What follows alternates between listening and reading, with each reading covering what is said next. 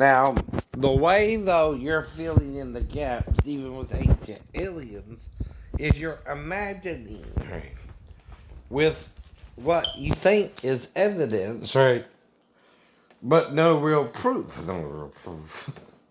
That's the problem, too. You're theorizing here, right? But no theory is not fictional to begin with. So, no. That's the problem.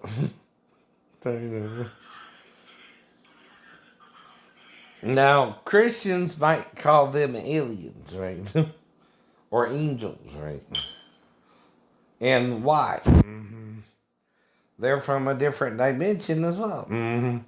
If you're a gaseous life form and you live in a gaseous realm, right, or reality, things wouldn't be as solid anyway as they are here. Do you understand that?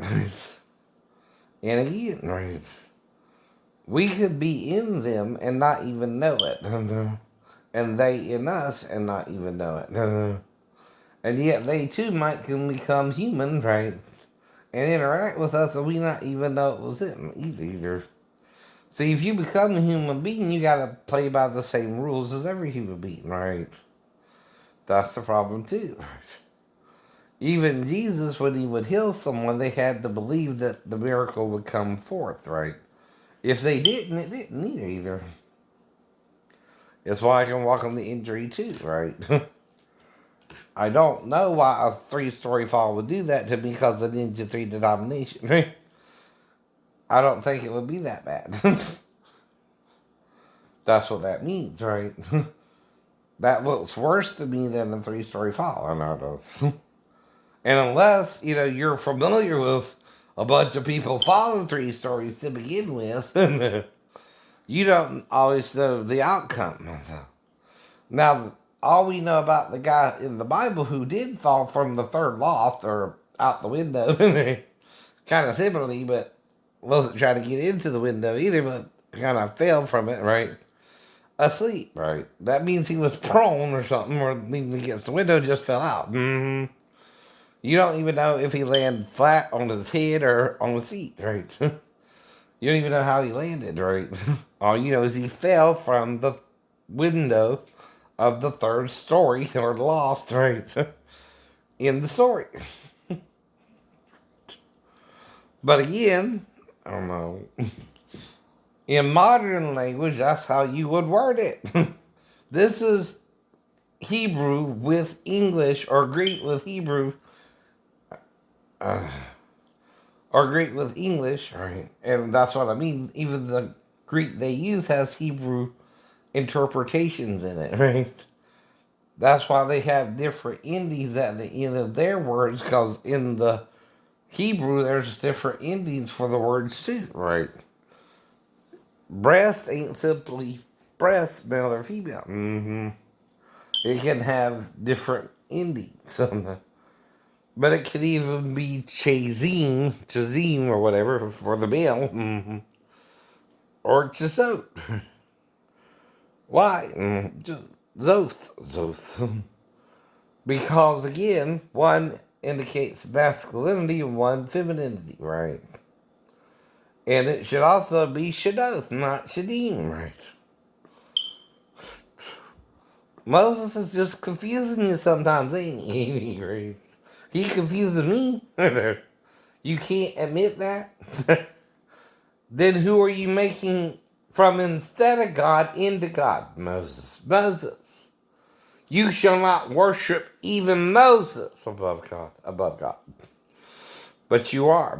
You calling him God. That's a sin. I know it is. He's a man and not God. Right. You're not listening. No, we're not. I know you're not. Whole problem. That's why sometimes people yell at you. You won't listen. You think you know it all. And you've been here how long? You've read what doctrine or what manuscript or what school's teaching? Right. That's the point. Whatever you're doing, someone is giving you their opinion and imagining what's going on. Right. Well, that's your imagination because You built up the technology through making the robot in the first place. No. You somehow know there's matter to do that too, right? But is it your first time doing that? Dude, no. No. We might be doing it every 70,000 years. Exactly the same. But if you're blacked out until now, how long have you been dead? 70,000 years. 70,000 years. Every 70,000 years you're resurrected like Abraham, Isaac, and Jacob were. I know. Like Jesus was. And Jesus is always your Messiah. I know. He always dies for your sin. He always resurrects after the cross, right? He always goes back to heaven, right? Because you refuse to do it his way. You do it your way, Peter. Sinner of the worst sinners. You're the vilest of sinners, but yet you know the truth now all of a sudden. No, you deny it with the Jews. You deny it with the Jews. Who weren't ready for it. Even Paul said he weren't ready for the mystery revealed in Christ when he fully came. And I know what he means. His androgynous forms. And how he can become all three. You still pretending it was Moses and Elijah who appeared with him. When you know it wasn't. He explained it to you. They really were. I know. But you kept your Jewish perspective on it, didn't you, Peter? You made Matthew, Mark, and Luke, and John write it how they wanted to write it or how you wanted them to write it. Until you went to Rome and died upside down, where you resurrected too. Except you don't have the scars of Christ. Which the only reason he has the scars, Peter, is you won't let it go. You won't let it go. Not Jesus, your agenda for Israel. Not God's, yours.